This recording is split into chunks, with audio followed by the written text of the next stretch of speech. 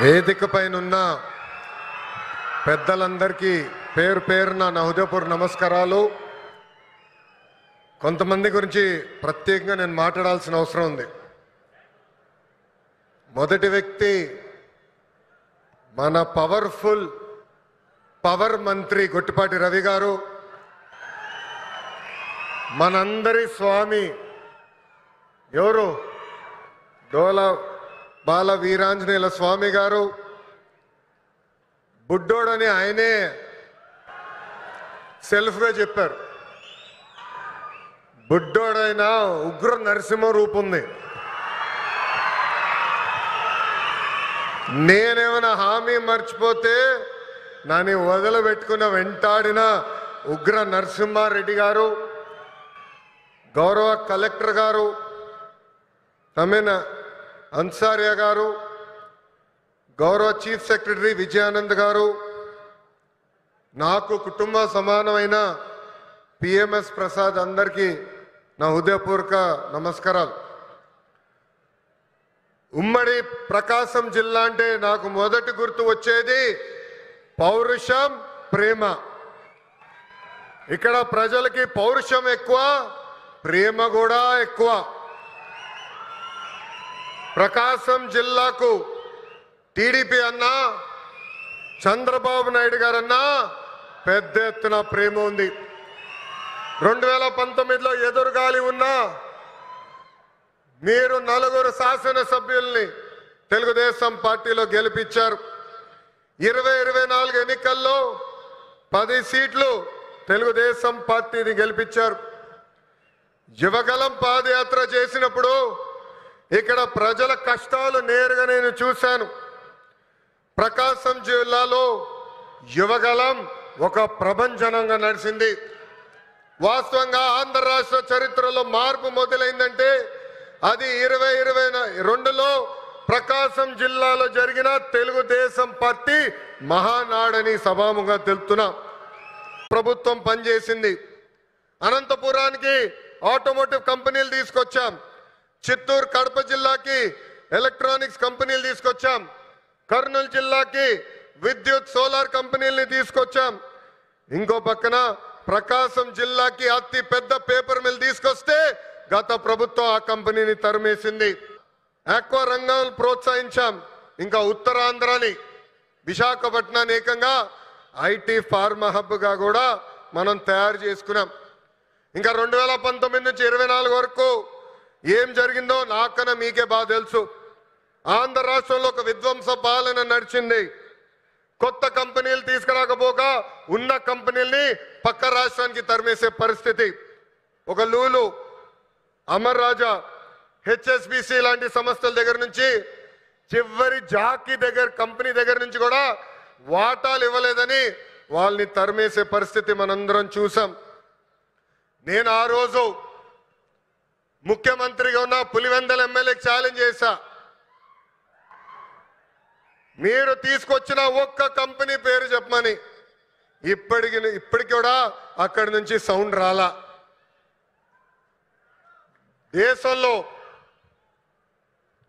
దేశంలో ఎప్పుడు జరిగిన విధంగా నేను పాదయాత్ర చేశా.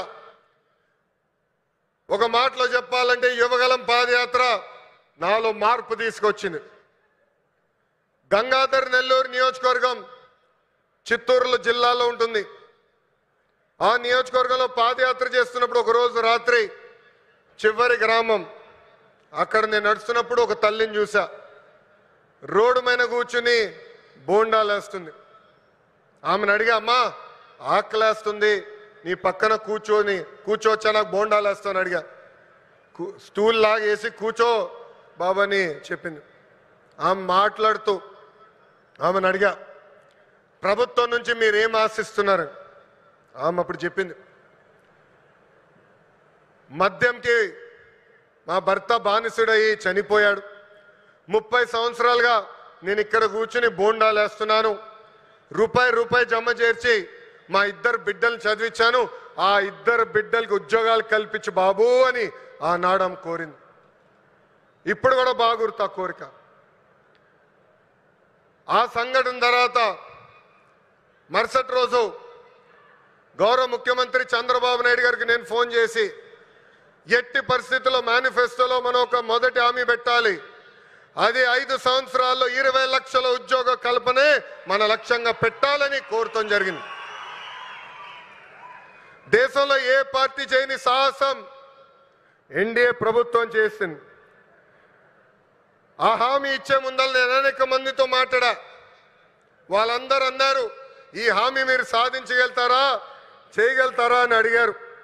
కానీ వాళ్ళు ఒకటే చెప్పా, నా ధైర్యం ఒకటే, నా బ్రాండ్ ఒకటే. ఆ బ్రాండ్ పేరు 3 అక్షరాల CBN. మొన్న ఢిల్లీలో ఒక ఇంటర్వ్యూకి వెళ్ళా.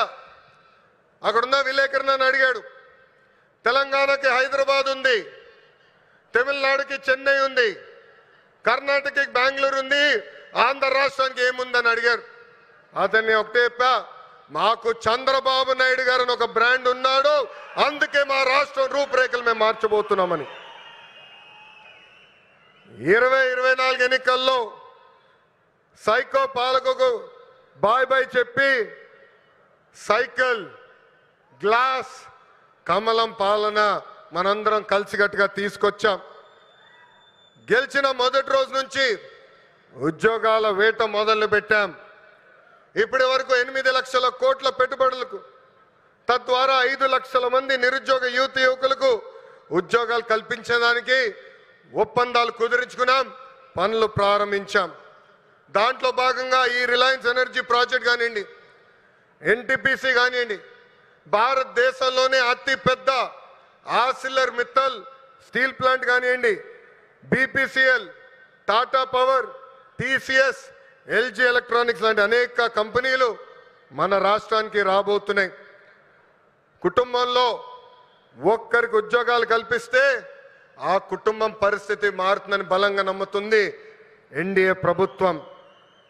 పేదరికం లేకుండా చేయాలంటే ఉద్యోగాలే కల్పనగా మనందరం ముందరికెళ్ళాలి.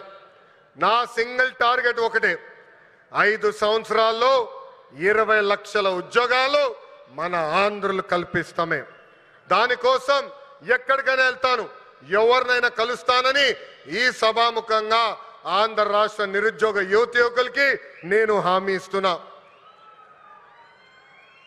ఇంకా రిలయన్స్ ఫౌండర్ ధీరుభాయ్ అంబానీ గారికి చంద్రబాబు నాయుడు గారికి మంచి అనుబంధం ఉండేది.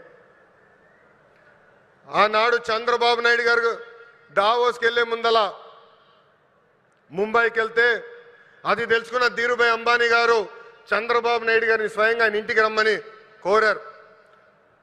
ఆనాడు మీటింగ్లో టెలికాం రంగంలో మార్పులు వస్తున్నాయి, సంస్కరణలు వస్తున్నాయి, టెలికాం రంగంలో మీరు